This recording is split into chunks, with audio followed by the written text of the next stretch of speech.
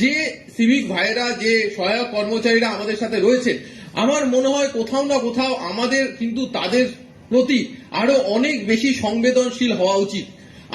আপনারা দেখবেন যে আমরা বিভিন্ন ভাবে তাদের সম্বন্ধে বিভিন্ন নেতিবাচক কথাবার্তা আমরা শুনতে পাই, কিন্তু তার আগে মনে করতে হবে যে আমরা যারা আছি, আমরা যারা জেলায় আছি, আমরা যারা অন্যান্য ইউনিটে আছি, যারা বড়বাবু আছে, যারা ট্রাফিক ইউনিট আছে, তাদের আগে বুঝতে হবে তাদের মধ্যে যেন কোনো নেতিবাচক না থাকে, কিন্তু তাদের মধ্যে যেন আমাদের যারা কর্মচারী তাদের নিয়ে কোনো চিন্তা ভাবনা, তাদের যে সমস্যাগুলো আছে সেই চিন্তা ভাবনা কিন্তু তাদেরকে নিজের স্তরে করতে হবে।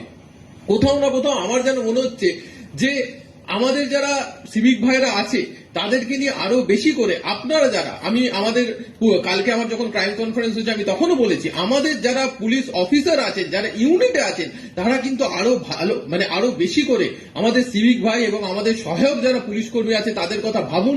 সেই ছেলেগুলো, সেই মেয়েগুলো কিন্তু প্রতিদিন রাস্তাতে দাঁড়িয়ে হয় ট্রাফিক ডিউটি করছে বা থানার ডিউটি করছে। আজকে যদি তারা থানাতে আপনার দেখুন যে 24 ঘন্টা কোনো সহায়ক কর্মচারী, কিন্তু সহায়ক কর্মী, আমাদের যারা সিভিক ভাই এবং যারা হোমগার্ড, যারা এনভিএফ, যারা ভিলেজ পুলিশ, তারা যে পরিষেবাটা দিচ্ছে তার কিন্তু কোনো তুলনা নেই। তা আবার আপনারা জানেন বারবার উঠে এসছে যে ডিমোবালাইজ বা এই সমস্ত সংক্রান্ত, এগুলোর কোনো দরকার নেই। যেখানে কেউ যদি কোনো একটা ভুল করে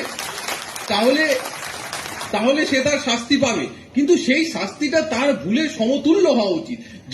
যে ভুলটা সে করেছে সেই অনুযায়ী তার ডিমোবালাইজটা হওয়া উচিত, নাকি সে সারা পুরো সময়টাই সে সেই শাস্তি ভোগ করবে। তো এই জিনিসগুলো আপনাদের মধ্য দিয়ে আমি চাইবো যে আপনারাও আপনাদের যে ইউনিট আছে ইউনিটে গিয়ে আপনারা সকলের সাথে কথা বলবেন এবং আরো অনেক সংবেদনশীলতার সাথে অনেক আমি বলবো যে এই আমাদের যারা সিভিক ভাই আছে এবং অন্যান্য সহায়ক কর্মচারী আছেন তাদেরকে আরো কাছে টেনে নিয়ে তাদের কি সমস্যা আছে সেই সমস্যাগুলো জানার চেষ্টা করবেন। কোথাও যদি, বারবার বলছি, কোথাও যদি মনে হচ্ছে যে সেই সমস্যার সমাধান আপনার ট্রাফিক গার্ডের লেভেলে হচ্ছে না, সেই সমস্যার সমাধান আপনার থানার লেভেলে হচ্ছে না, তাহলে আমার কাছে আসুন। আমাদের আরো সাহেব আছেন বা রাজেশের টিম আছে, আরো ওয়েলফেয়ার আছে বা আমার অফিসও আছে, সবসময় আসুন, আমরা কিন্তু সেই সমস্যার সমাধানের চেষ্টা করব।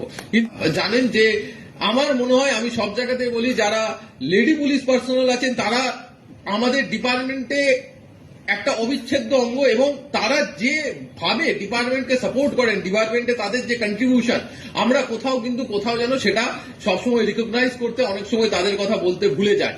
কিন্তু যখনই আমি দেখেছি, আমি যেখানেই গেছি, আমার কর্মজীবন শুরু আসানসোল থেকে, আসানসোলে আমি ডিডিতে কাজ করতাম বা তারপরে আমার এইচডিপিও কন্টায় হোক বা আমার পূর্ব মেদিনীপুরে হোক বা আমার এখানে হোক, আমি সবসময় দেখেছি যে লেডি পুলিশ পার্সোনালরা যেভাবে কাজ করেন, যেভাবে অন্যান্য প্রতিকূলতা সমস্ত কিছু বাদ দিয়েও তারা যেভাবে কাজ করেন, আমার কিন্তু মনে হয় যে কোথাও না কোথাও তাদের যেখানে আমাদের থেকে যেটুকু সাপোর্ট পাওয়া দরকার সেই সাপোর্টটা কিন্তু আমাদের করা উচিত।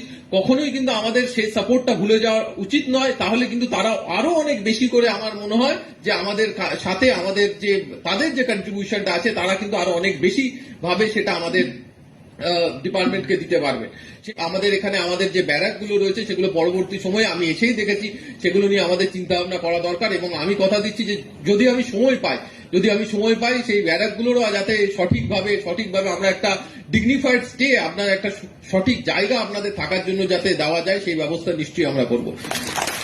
এছাড়া সার্বিকভাবে যদি বলতে হয় যে আমাদের যে স্টেট ওয়েলফেয়ার কমিটি আছে, বিভিন্ন সময়ে আমাদের তাদের সাথে কথাবার্তা হয় এবং প্রতিনিয়ত যোগাযোগ আছে। আপনারা জানেন তারা যে কর্মকাণ্ড আজকে করছেন তাদের প্রত্যেককে, আজকে এখানে কনভেনর সাহেব রয়েছেন এবং অন্যান্য যারা রয়েছেন, আমাদের শান্তনুবাবু, অন্যান্য প্রত্যেকে হয়তো আসতে পারেননি, কিন্তু প্রত্যেককে আমি ধন্যবাদ জানাবো। তার কারণ হচ্ছে আজকে যদি রাত দুটোতেও, আমি বলছি রাত দুটোতেও, আমি এখানে এটা কথার কথা বলছি না, আজকে যদি গভীর রাতেও যে কোনো কাউকে যদি কারোর চিকিৎসার দরকার হয়, কোথাও কিন্তু আমাদের যেতে হয় না, কাউকে কিন্তু আমাদের বলতে হয় না। কলকাতার যে কোনো হসপিটালে আমাদের পুলিশ কর্মী কেন, একটা সাধারণ মানুষকেও কিন্তু আমরা ভর্তি করাতে পারি খুব সহজে। তারা কিন্তু আমাদের সবসময় সহযোগিতার হাত বাড়িয়ে দেয়। তো মানুষের বিপদে এই সাহায্যটুকু, আমি আবার বলছি, এই মানুষের বিপদে এই সাহায্যটা কিন্তু আজকে নয়, আমি গত 3 বছর 4 বছর ধরে যখনই দেখেছি তখনই তারা এগিয়ে এসছেন এবং কখনো আমাদের অসুবিধার মুখে পড়তে হয়নি। মানুষের বিপদে যখন তাদেরকে আমরা পাই তখন কিন্তু এর চেয়ে ভালো আর কিছু হতে পারে না।